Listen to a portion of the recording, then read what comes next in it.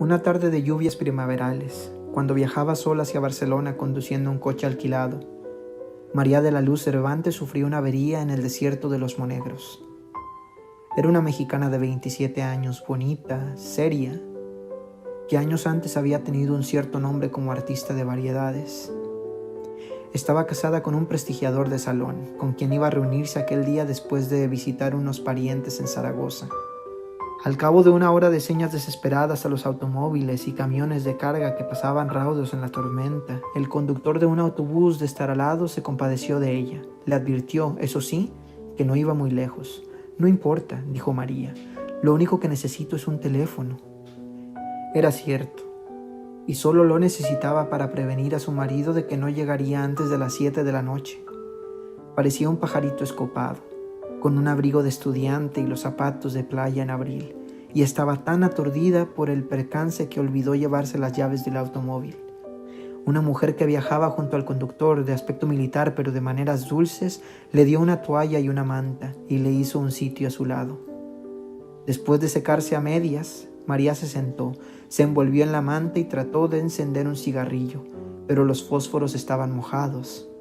La vecina del asiento le dio fuego y le pidió un cigarrillo de los pocos que le quedaban secos. Mientras fumaban, María cedió a las ansias de desahogarse y su voz resonó más que la lluvia o el traqueteo del autobús. La mujer la interrumpió con el índice en los labios. «Están dormidas», murmuró.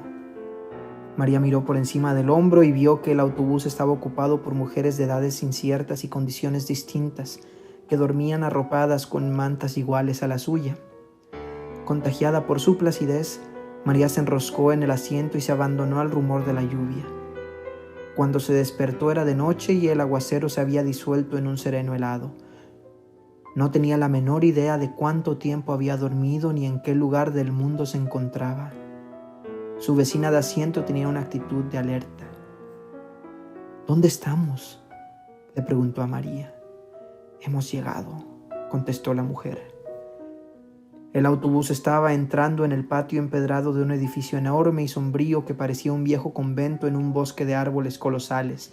Las pasajeras, alumbradas apenas por un farol del patio, permanecieron inmóviles hasta que la mujer de aspecto militar las hizo descender con un sistema de órdenes primarias como en un parvulario. Todas eran mayores y se movían con tal parsimonia que parecían imágenes de un sueño. María, la última en descender, pensó que eran monjas. Lo pensó menos cuando vio a varias mujeres de uniforme que las recibieron a la puerta del autobús y que les cubrían la cabeza con las mantas para que no se mojaran y les ponían en fila india dirigiéndolas, sin hablarles, con palmadas rítmicas y pernotarias. Después de despedirse de su vecina de asiento, María quiso devolverle la manta, pero ella le dijo que se cubriera la cabeza para atravesar el patio y la devolviera en portería. «¿Habrá un teléfono por aquí?», le preguntó María. «Por supuesto», dijo la mujer. «Ahí mismo le indican». Le pidió a María otro cigarrillo y ella le dio el resto del paquete mojado. «En el camino se secan», le dijo. La mujer le hizo un adiós con la mano desde el estribo y casi le gritó: «Buena suerte». El autobús arrancó sin darle tiempo a más. María empezó a correr hacia la entrada del edificio. Una guardiana trató de detenerla con una palmada enérgica, pero tuvo que apelar a un grito imperioso. «¡Alto, he dicho!». María miró por debajo de la manta y vio unos ojos de hielo y un índice inapelable que le indicó la fila. Obedeció. Ya en el zaguán del edificio se separó del grupo y preguntó al portero dónde había un teléfono. Una de las guardianas la hizo volver a la fila con palmadita en la espalda mientras le decía con modos dulces: «Por aquí, guapa, por aquí hay un teléfono». María siguió con las otras mujeres por un corredor tenebroso y al fin entró en un dormitorio colectivo donde las guardianas recogieron las cobijas y empezaron a repartir las camas. Una mujer distinta, que a María le pareció más humana y de jerarquía más alta, recorrió la fila comparando una lista con los nombres que las recién llegadas tenían escritos en un cartón cosido en el corpiño. Cuando llegó frente a María se sorprendió de que no llevara su identificación. Es que yo solo vine a llamar por teléfono, le dijo María. Le explicó a toda prisa que su automóvil se había descompuesto en la carretera. El marido, que era mago de fiestas, estaba esperándola en Barcelona para cumplir 3 compromisos hasta la medianoche y quería avisarle de que no estaría a tiempo para acompañarlo. Iban a ser las 7. Él debía salir de la casa dentro de 10 minutos y ella temía que se cancelara todo por su demora. La guardiana pareció escucharla con atención. «¿Cómo te llamas?», le preguntó. María le dijo su nombre con un suspiro de alivio, pero la mujer no lo encontró después de repasar la lista varias veces. Se le preguntó alarmada a una guardiana y ésta, sin nada que decir, se encogió de hombros.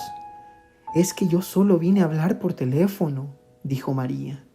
«De acuerdo, maja, de acuerdo», le dijo la superiora, llevándola hacia su cama con una dulzura demasiado ostensible para ser real. «Si te portas bien, podrás hablar por teléfono con quien quieras, pero ahora no, mañana». Algo sucedió entonces en la mente de María que le hizo entender por qué las mujeres del autobús se movían como en el fondo de un acuario. En realidad estaban apaciguadas con sedantes, y aquel palacio en sombras con gruesos muros de cantería y escaleras heladas era en realidad un hospital de enfermas mentales. Asustada, escapó corriendo del dormitorio y antes de llegar al portón una guardiana gigantesca con un mameluco de mecánico la atrapó de un zarpazo y la inmovilizó en el suelo con una llave maestra. María la miró de través paralizada por el terror. «Por el amor de Dios», dijo, «le juro por mi madre muerta que solo vine a hablar por teléfono». Le bastó con verle la cara para saber que no había súplica posible ante aquella energúmena de mameluco, a quien llamaban Herculina por su fuerza descomunal. Era la encargada de los casos difíciles y 2 reclusas habían muerto estranguladas con su brazo de oso polar, adiestrado en el arte de matar por descuido. El primer caso se resolvió como un accidente comprobado. El segundo fue menos claro, y Herculina fue amonestada y advertida de que la próxima vez sería investigada a fondo. La versión corriente era que aquella oveja descarriada de una familia de apellidos grandes tenía una turbia carrera de accidentes dudosos en varios manicomios de España. Para que María durmiera la noche, tuvieron que inyectarle un somnífero. Antes de amanecer, cuando la despertaron las ansias de fumar, estaba amarrada por las muñecas y tobillos en las barras de la cama. Nadie acudió a sus gritos. Por la mañana, mientras el marido no encontraba en Barcelona ninguna pista de su paradero, tuvieron que llevarla a la enfermería, pues la encontraron sin sentido en un pantano de sus propias miserias. No supo cuánto tiempo había pasado cuando volvió en sí, pero entonces el mundo era un remanso de amor, y estaba frente a su cama un anciano monumental con una andadura de plantígrado y una sonrisa sedante que, con 2 pases maestros, le devolvió la dicha de vivir. Era el director del sanatorio. Antes de decirle nada, sin saludarlo siquiera, María le pidió un cigarrillo. Él se lo dio encendido y le regaló el paquete casi lleno.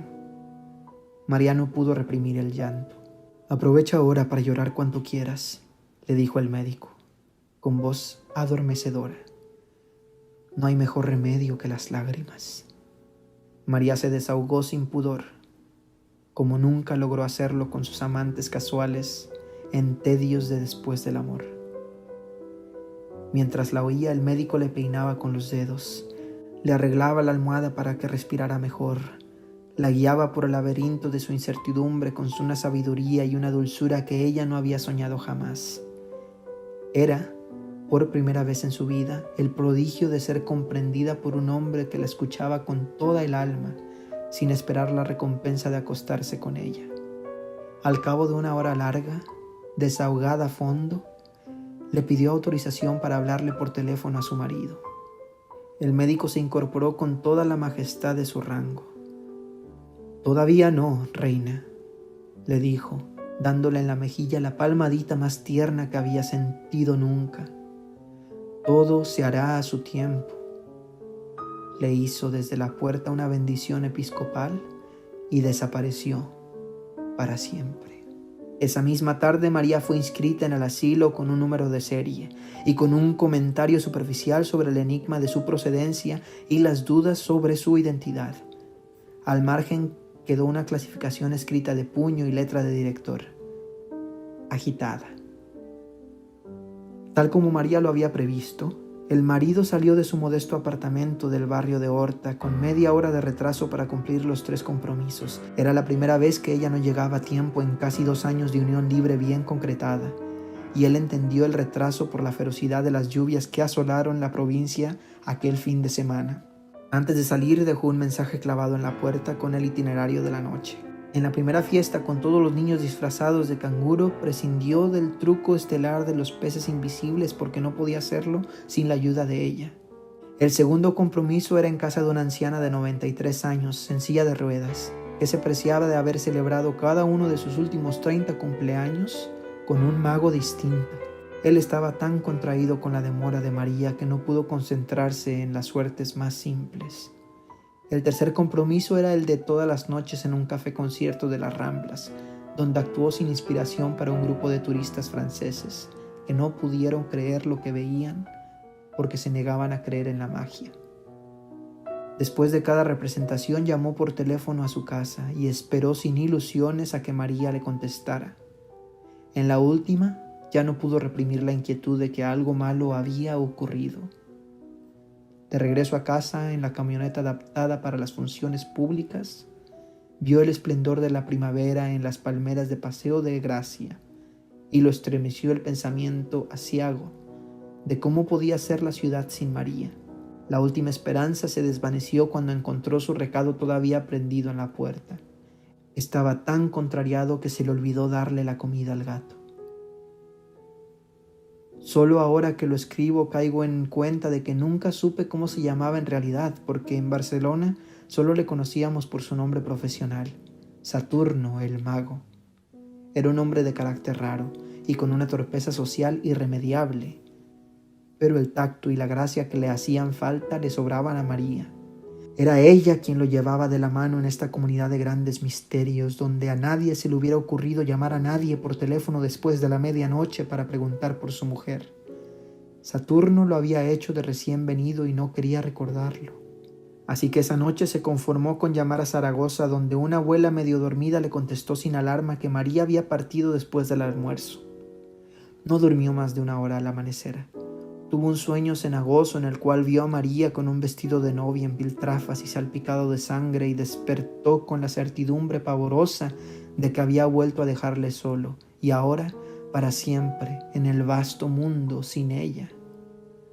Lo había hecho 3 veces con 3 hombres distintos, incluso él, en los últimos 5 años. Lo había abandonado en Ciudad de México a los 6 meses de conocerse, cuando agonizaban de felicidad con un amor demente en un cuarto de servicio en la colonia Anzures. Una mañana María no amaneció en la casa después de una noche de abusos inconfesables. Dejó todo lo que era suyo, hasta el anillo de matrimonio anterior, y una carta en la cual decía que no era capaz de sobrevivir al tormento de aquel amor desatinado. Saturno pensó que había vuelto con su primer esposo, un condiscípulo de la escuela secundaria con quien se casó a escondidas siendo menor de edad, y al cual abandonó por otro al cabo de 2 años sin amor. Pero no. Había vuelto a la casa de sus padres y allí fue Saturno a buscarla a cualquier precio. Le rogó sin condiciones, le prometió mucho más de lo que resultó a cumplir, pero tropezó con una determinación invencible. Hay amores cortos y hay amores largos, le dijo ella, y concluyó sin misericordia: este fue corto. Él se rindió ante su rigor.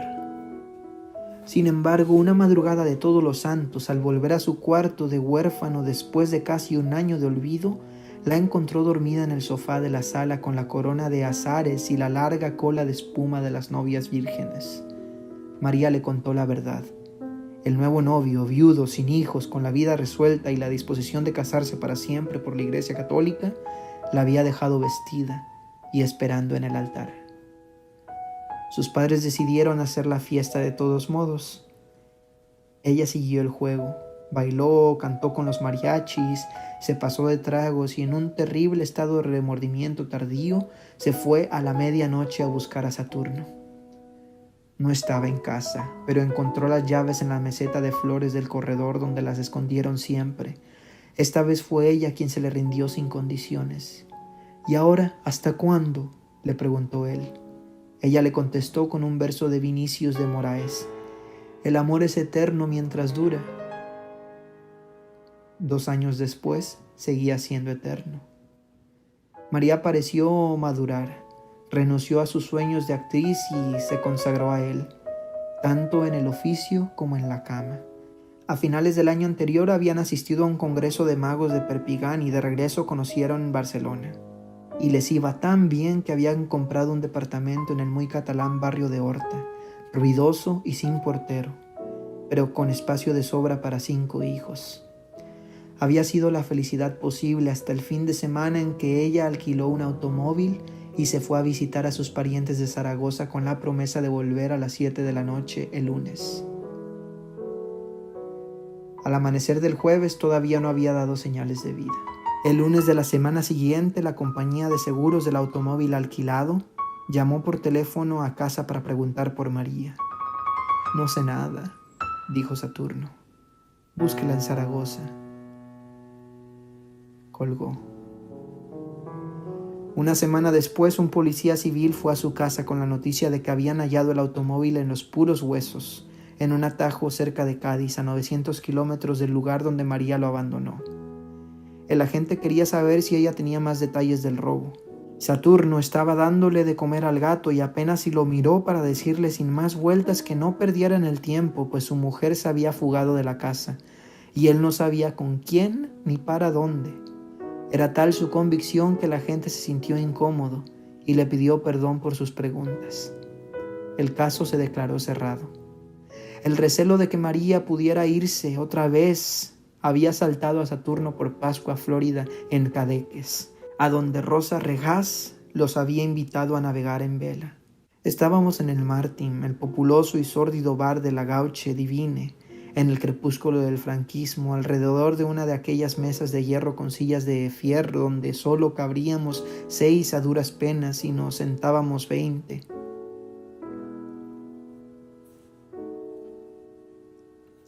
Después de agotar la segunda cajetilla de cigarros de la jornada, María se encontró sin fósforos.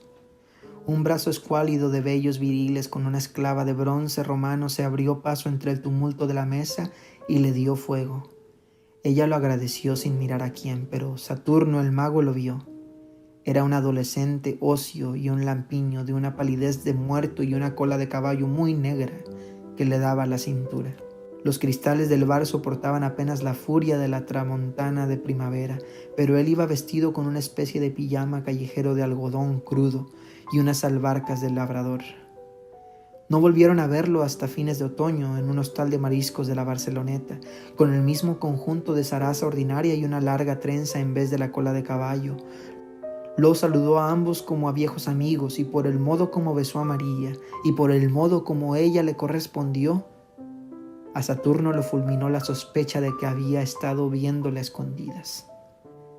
Días después encontró por casualidad un nombre nuevo y un número de teléfono escritos por María en el directorio doméstico, y la inclemente lucidez de los celos le reveló de quién eran. El prontuario social del intruso acabó de rematarlo: 22 años, hijo único de ricos, decorador de vitrinas de moda, con una fama fácil de bisexual y un prestigio bien fundado como un consolador de alquileres de señoras casadas. Pero logró sobreponerse hasta la noche en que María no volvió a casa. Entonces empezó a llamarlo por teléfono todos los días, primero cada 2 o 3 horas, después las 6 de la mañana hasta la madrugada siguiente, y después cada vez que encontraba un teléfono a la mano. El hecho de que nadie contestara aumentaba su martirio.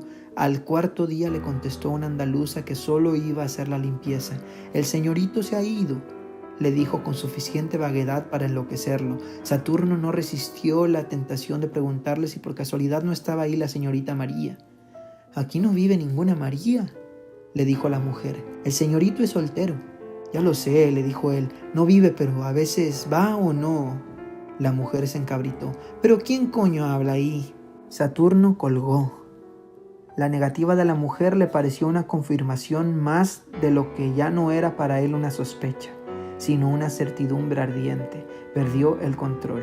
En los días siguientes llamó por orden alfabético a todos los conocidos de Barcelona. Nadie le dio razón, pero cada llamada le agravó la desdicha porque sus delirios de celo eran ya célebres entre los trasnochadores impertinentes de la Gauche Divine, y le contestaban con cualquier broma que lo hiciera sufrir. Solo entonces comprendió hasta qué punto estaba solo en aquella ciudad hermosa, lunática e impenetrable, en la que nunca sería feliz. Por la madrugada, después de darle de comer al gato, se apretó el corazón para no morir y tomó la determinación de olvidar a María. A los 2 meses, María no se había adaptado aún a la vida del sanatorio. Sobrevivía picoteando apenas la pintaza de cárcel con los cubiertos encadenados al mesón de madera bruta y la vista fija en la litografía del general Francisco Franco que presidía el lúgubre comedor medieval. Al principio se resistía a las horas canónicas con su rutina bobalicona de maitines, laúdes y vísperas y otros oficios de iglesia que ocupaban la mayor parte del tiempo. Se negaba a jugar a la pelota en el patio de recreo y a trabajar en el taller de flores artificiales que en un grupo de reclusas atendía con una diligencia frenética. Pero a partir de la 3ª semana fue incorporándose poco a poco a la vida del claustro. A fin de cuentas, decían los médicos, así empezaban todas, y tarde o temprano terminaban por integrarse a la comunidad.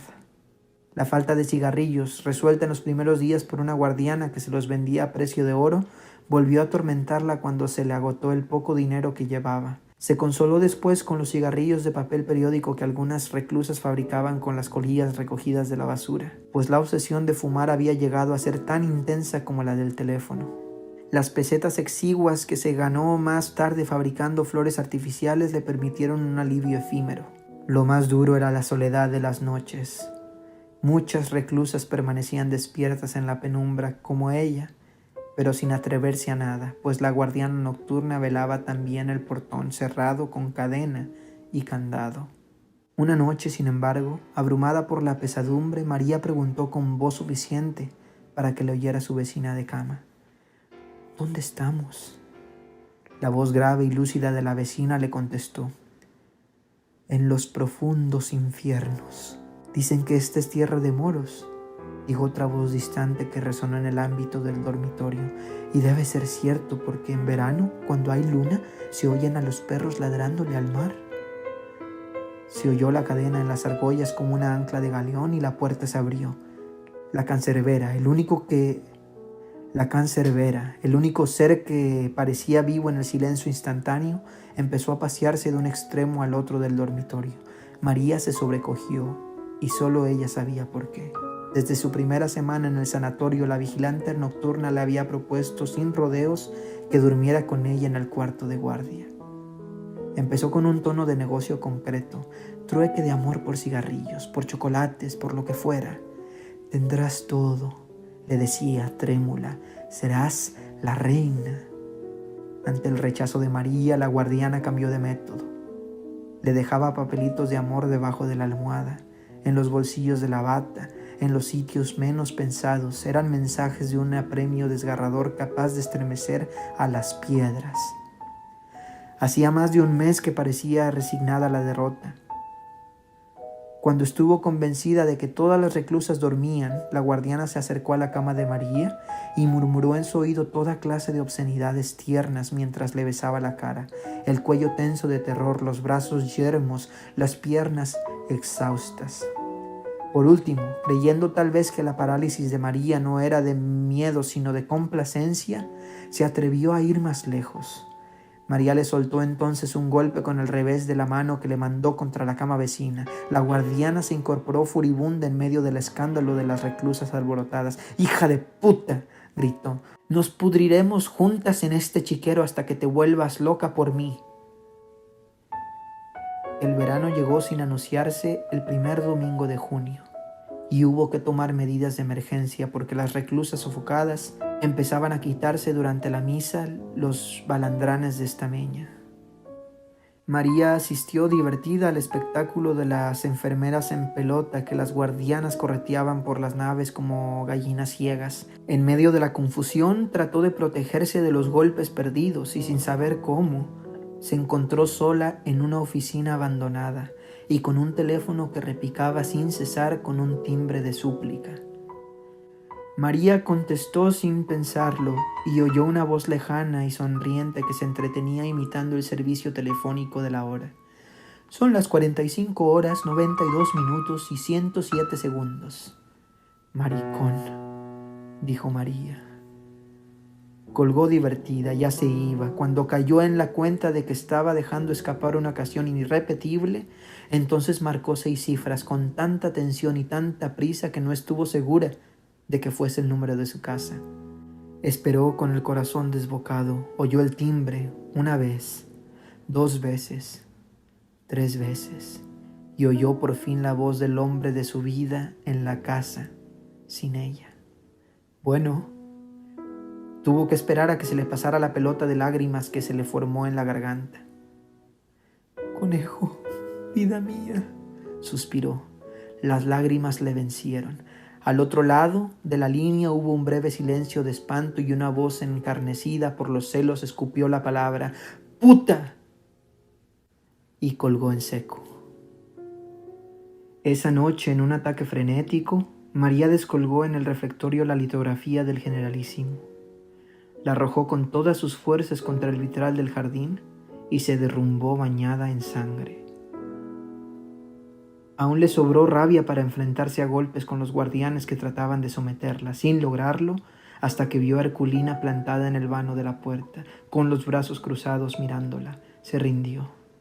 No obstante, la arrastraron hasta el pabellón de las locas furiosas, la aniquilaron con una manguera de agua helada y le inyectaron trementina en las piernas. Impedida para caminar por la inflamación provocada, María se dio cuenta de que no había nada en este mundo que no fuera capaz de hacer por escapar de aquel infierno.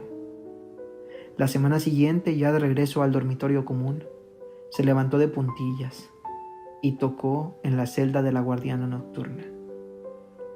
El precio de María, exigido por ella de antemano, fue llevarle un mensaje a su marido. La guardiana aceptó, mientras que el trato se mantuviera en secreto absoluto. Y la apuntó con un índice inexorable. Si alguna vez se sabe, te mueres. Así que Saturno, el mago, fue al sanatorio de locas el sábado siguiente con la camioneta de circo preparada para celebrar el regreso de María. El director, en persona, la recibió en su oficina, tan limpia y ordenada como un barco de guerra, y le hizo un informe afectuoso sobre el estado de su esposa. Nadie sabía de dónde llegó, ni cómo, ni cuándo, pues el primer dato de su ingreso era en el registro oficial dictado por él cuando la entrevistó. Una investigación iniciada ese mismo día no había concluido nada. En todo caso, lo que más intrigaba al director era cómo supo Saturno en el paradero de su esposa. Saturno protegió a la guardiana. «Me lo informó la compañía de seguros del coche», dijo. El director asintió complacido. «No sé cómo hacen los seguros para saberlo todo», dijo. Le dio una ojeada al expediente que tenía sobre su escritorio de aceta y concluyó. «Bueno, pues lo único cierto es la gravedad de su estado». Estaba dispuesto a autorizarle una visita con las precauciones debidas y Saturno, el mago, le prometía, por el bien de su esposa, ceñirse a la conducta que él indicaba, sobre todo en la manera de tratarla, para evitar que recayera en uno de sus arrebatos de furia cada vez más frecuentes y peligrosos. «Era raro», dijo Saturno, «siempre de genio fuerte, pero de mucho dominio». El médico hizo un ademán de sabio. «Hay conductas que permanecen latentes durante muchos años y un día estallan», dijo. «Con todo, es una suerte que haya caído por aquí, porque somos especialistas en casos que requieren mano dura». Al final hizo una advertencia sobre la rara obsesión de María por el teléfono. «Sígale la corriente», dijo el doctor.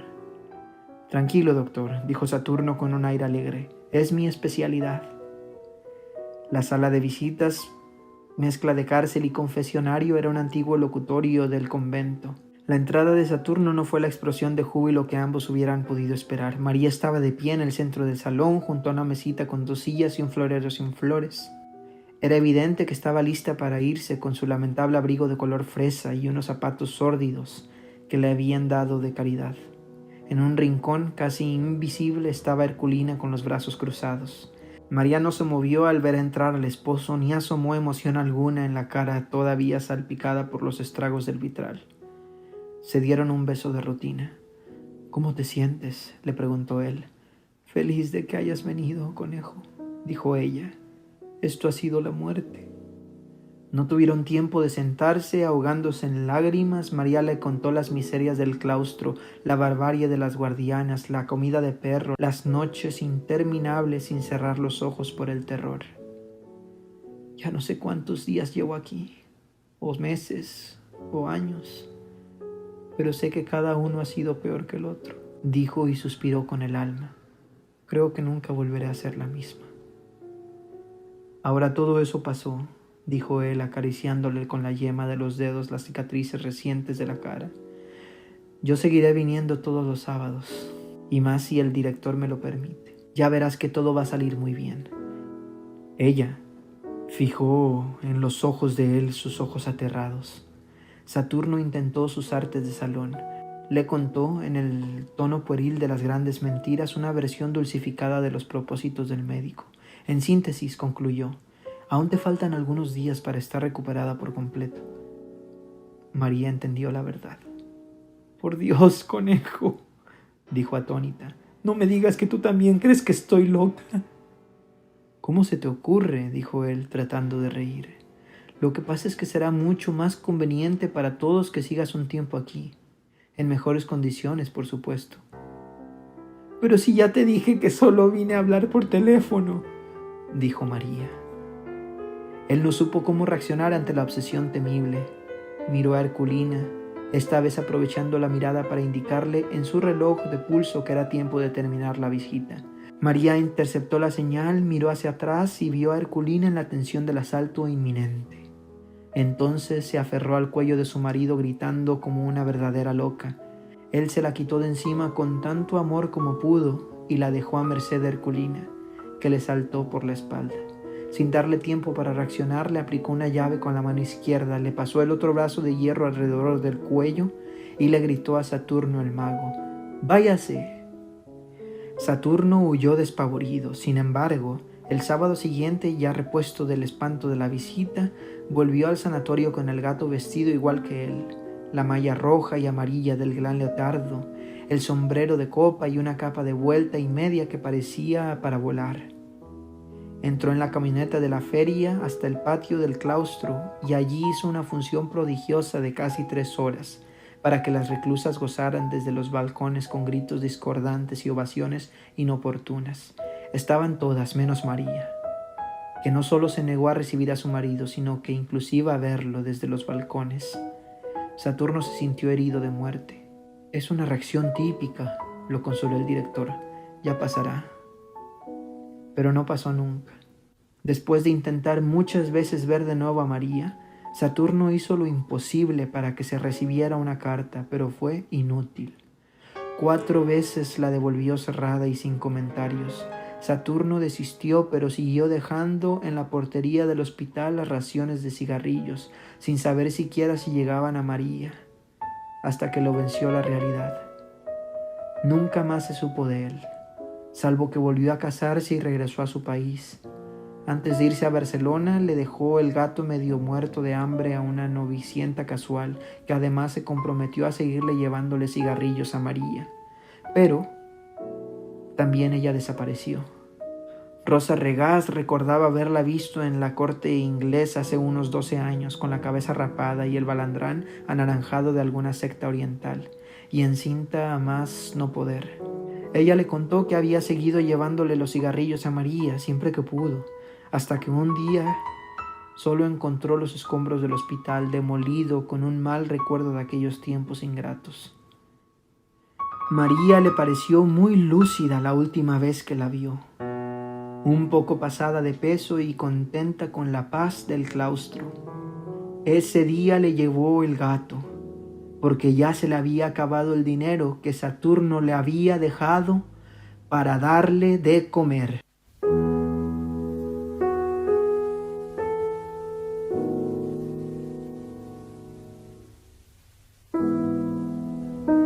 escrito en 1978 y perteneciente a los 12 cuentos peregrinos de Gabriel García Márquez, solo vine a hablar por teléfono. Escuchamos con este cuento el adagio de la sonata para piano opus 2 número 3 del maestro Ludwig van Beethoven, interpretada por el pianista argentino Daniel Barenboim. Esto fue El Cuento para Llevar.